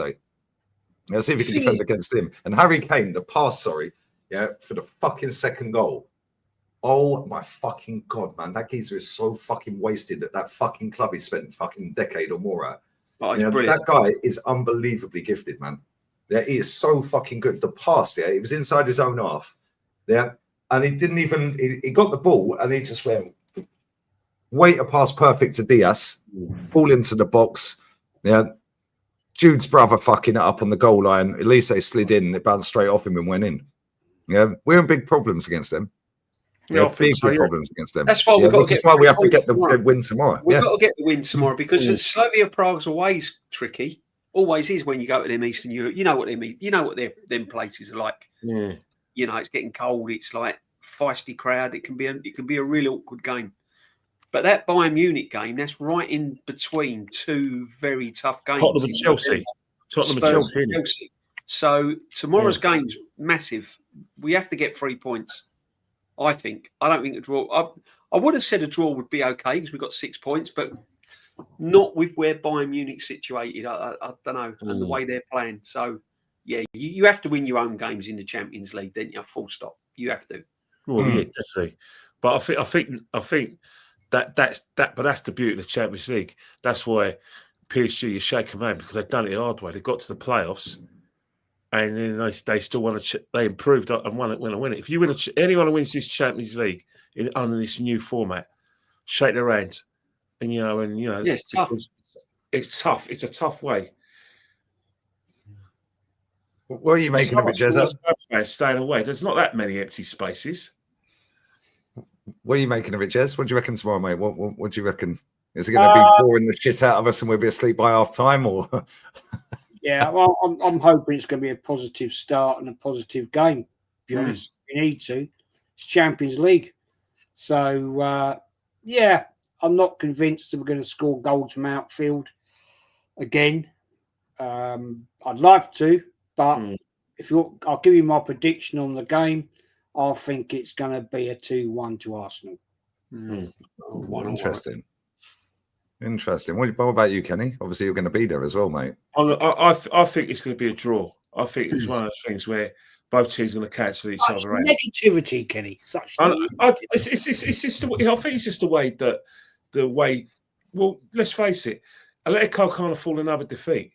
They lost their first game, unluckily against Liverpool. They won their second game at a canter. I think they'll be happy to just get a point, and then, you know what I mean? Because we're not an easy place to go to. We're not naive as we were under Arsene Wenger. Defensive. We're a team that we mean business, solid as a team defensively, and we've got a runner in Declan Rice who would run his nuts off like he did on Sunday. So he put his nuts on the table, Kenny. Is that what you're saying? Oh no, trust me, Declan Rice.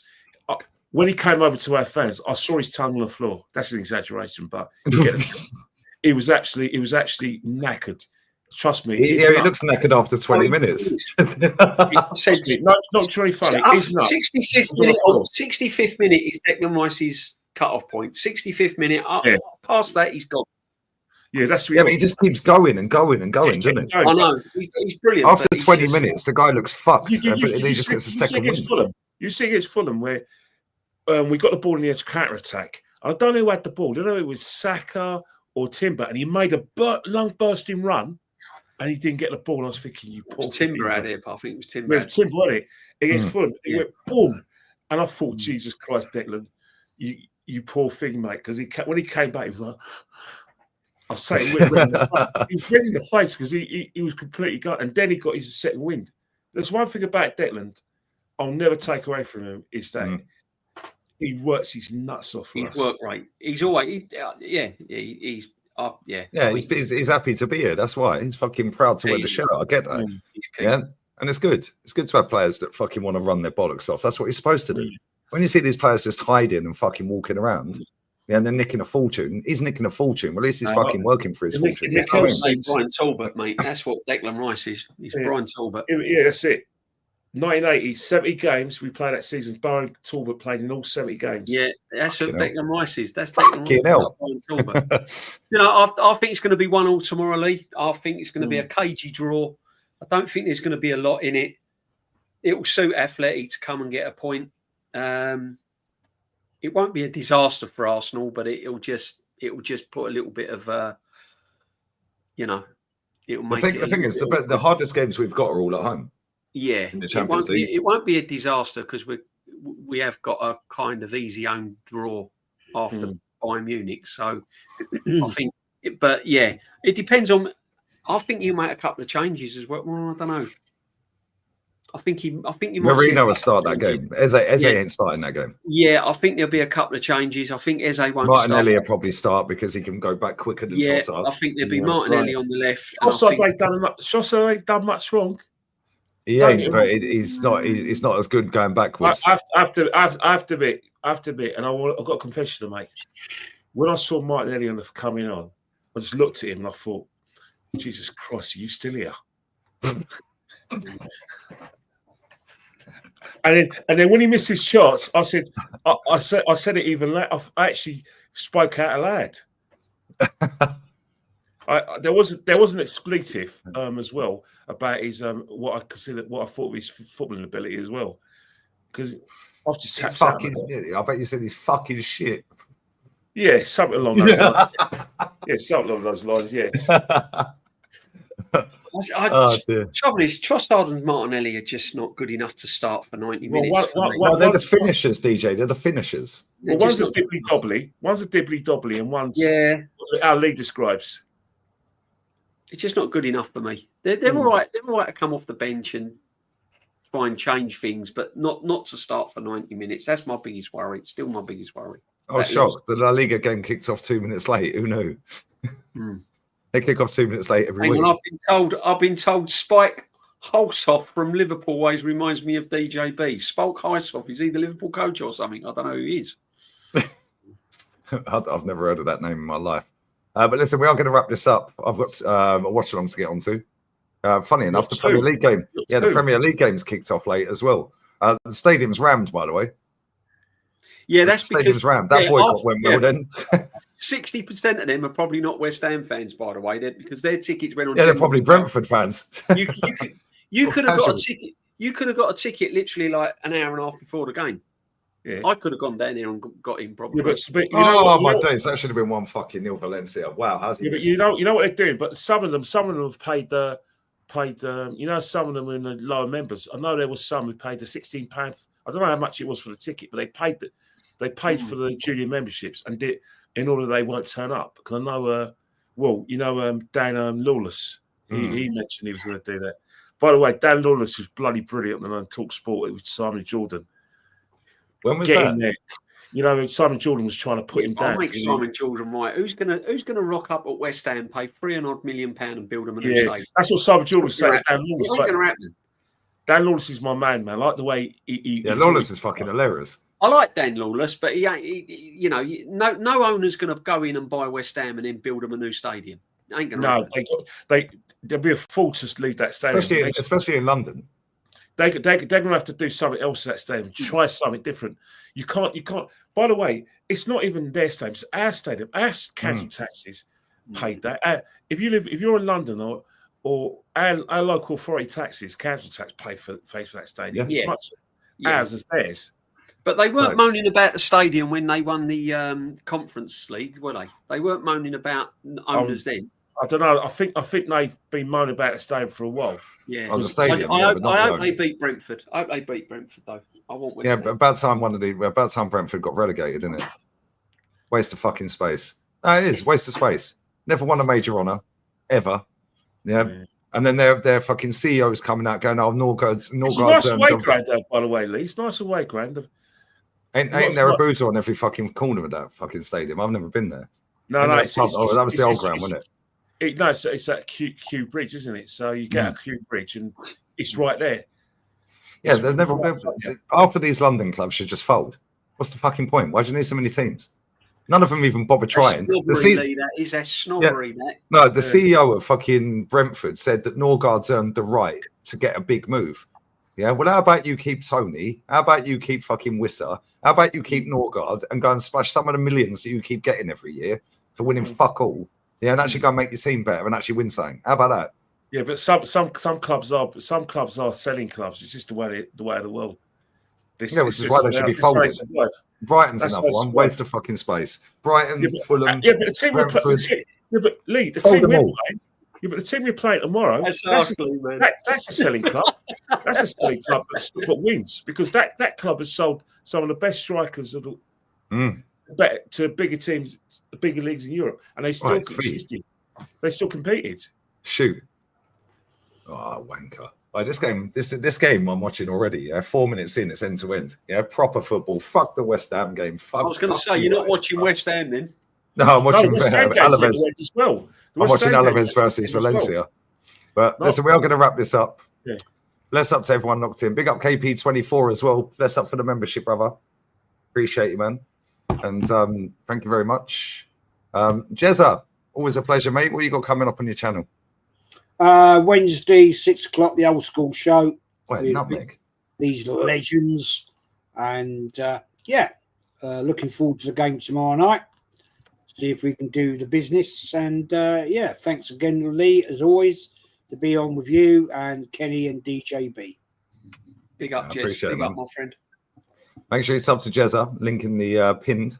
DJB, always a pleasure, mate. What you got coming thanks, up? Lee. Yeah, it was great coming back. Obviously, hopefully, I'll probably try and bump into Kenny tomorrow at the game tomorrow night. Well, that's going to hurt, isn't it? Yeah. I'm a soft butter. Yeah, he always gives me a big hug, and then I can't. Anyway, but, you need to be with me in the weigh-in when we score. You don't want to be around me when we score. No, mate. You'll be in A&E after that. I'm above the away fans. They sit below. Anyway, no, but I'm Wednesday about I've the got way the mingle. next to me. Wednesday I've got my mingle, me and Normski, which is a regular thing on a Wednesday, which is good fun. Bless up Normski. Thursday, I'm doing a chat with Kenny Ken. I think Jezzy's going to be there as well, and Matty the Southern Gooner. So tune in Thursday. We'll have the aftermath of the Champions League game to talk about and look ahead to the weekend. And that's it. I think is it DG tomorrow, Kenny? I think we do that. DG on Wednesday. DG on Wednesday as well. Yeah. So that's it. But big. Oh, I'm on the OGs tonight with Aaron. So yeah. Big up, everyone. Make sure you sub DJB the Arsenal Huddle. Pinned comment as well. Kenny Ken 1972. Always a pleasure, Kenny. What do you got coming up, mate? Well, I'm with Jez tomorrow. Well, obviously I'm at the game tomorrow, and I'm with Jez on Wednesday. DJB.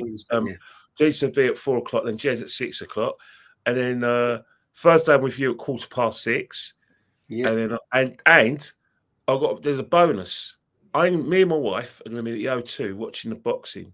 On it's basically like it's basically a heavyweight title eliminator for to fight for Usyk's belt between Fabio Wardley, the challenger, and the interim champion Joseph Parker. So and I think Parker's going to beat him. Parker should beat him, but the thing with Fabio Wardley is that in his last fight, he was behind the cards against the Australian I think the Australian fighter. I mean, one right hand shut the door. And that's one thing about Fabio Wardley. He hasn't got the experience. In terms of his skills, he does get outboxed. But one thing is that when he catches you with that right hand, it's good night. I know we've got a wrap, but Kenny, while you're on here, while you got on to boxing, just very quickly, do you think the standard of heavyweight boxing nowadays is not? It's nowhere near what it used to be. Yeah, because the reason is that the fact is, boys, I've got to go. Jez, I'll see you tomorrow on the show, my friend. Take care, man. Take care. Love you, Jez. Take care, mate. Yeah, but you're all right. I think what it is that you've got to remember one thing is that we had it good back in the day with Mike Tyson, Evander Holyfield, Lennox Lewis, Big Frank as well, and then we had the Klitschko brothers, where the Klitschko brothers basically had it themselves. And because I think the reason, if you want me to be frank, the reason why we're not seeing great heavyweights is because our future heavyweight champions are all playing in the NFL. And if they're not playing in the NFL, they're playing in the NBA. Yeah, so what's happening is that we're not getting hell of fighters. So the boxers we are getting is the lower divisions, but boxing in America in itself is not a big seller at the moment because they haven't got the big stars. So really we're relying on Europe, and in England and Europe we provide heavyweights but not great ones. So that's why I think the heavyweight division is not the same, because at the end of the day, if you want to play an NFL sort of star, you get a scholarship to go to university in America. If you want to be an NBA star, you get a scholarship. You even get a soccer scholarship. But not giving no boxing scholarships, are they? No. So that's why we're not seeing, another Muhammad Ali. We're not seeing a Riddick Bowe. You know what I mean? We're not seeing a George Foreman. So we're relying very much on fighters in Europe. True. Yeah. No. The standard of sport in general has dropped. Yeah. X money's too much now. Yes. But what I will say, I will confess that obviously, you're right. Most of Atoma is going to be a great fighter. But what we will see with the money that we're getting from the Riyadh season, and the fact that he pays them what they want, you may see more fighters now wanting to put on good shows, and you may see more up and coming fighters come up. But that's just long as Turkey Al Sheikh is involved in boxing. He may lose interest. What happens? What if he gets his hands on a Premiership club? Is he going to be interested in boxing? Hopefully Arsenal. Of course. But it's highly likely that he's going. I hear that there's a consortium trying to buy Man United involving Beckham. I don't know whether Turkey's involved in that, but yeah. So you watch the space. There we go. On that bombshell. Thanks for that, my friend. Big up to the Swedish fishermen who have made Swedish football history tonight. Less than 1,000 people, or about 1,000 people, live in that village, and they've just won the Swedish league. The manager's had the job 2 years. What phase is he in? Exactly. Who's realistically available? He's getting paid a bag of scampi, and he's won a like. I'll tell you what. Before we go, I've learned something about football management, which I was reminded of something about football management. Don't worry if you get sacked and you're shit at your job, because there's always a job around the corner. Yeah, they always fall upwards, Geddy. All right, Graham. Yeah. Well, let's hope he does all right with Jokeris. I don't know. They're bottom of the table, so they were desperate, weren't they, Sweden? Are they bottom of the table? Yeah, the bottom of their group. Yeah, they can still qualify, though, because they're top of their Nations league. It's the only job I know where you can foul multiple times and still end up with an absolute banging job. Look at fucking Gattuso. Gattuso's Italy manager. Yeah, he's been sacked from everywhere. Yeah, how do you end up with the fucking keys to the country, bro? Yeah, but do you remember back 10 years ago that the same managers were getting the jobs? Allardyce, Pardew, and Pulis. Yeah, and Neil Warnock. All of them were walking the jobs after either leaving the Huff or being used to their jobs. The same four managers were always getting the jobs. Yeah, Steve Bruce is another one. Yeah, Bruce. Yeah, Bruce. Yeah, Bruce and Warnock. Yeah, fucking Allardyce. He's got 100% win record at England. Yeah, no. Until the fake shake fucked him up. I big up Gianni, bro. Big up the panel of legend. Bless up to you, brother. I appreciate it, man. Listen, big up, guys. I'm gonna switch over to the other channel for the watch-alongs. Both games are 0-0. Yeah, and both not been too bad so far. Both teams are trying to be on the front foot in the game. Hopefully, I'll see you tomorrow. Hopefully, definitely, yeah. I'll try and get there a reasonable time. I'm live with Runts tomorrow. Yeah, if that fucker turns up with the shades, it'll be a 2-second stream and we're bouncing. He's shameless, man. But yeah, I'm on with him at 2 p.m. UK time. Then I'll be doing the Arsenal match day stuff, obviously. So I'm going to do that show with Rants, have a nice little siesta, and I'll be back again to watch Arsenal hopefully beat Atleti. And we will see. Come on. Cover you Reds. Yeah, bless up to everyone locked in, man. Redirect to the I always say main. Make it the fucking main. I don't have to argue about Arsenal. So go and sub to the other channel. I'll be there in literally 90 seconds. We're out. Laters. Take care, guys. See you.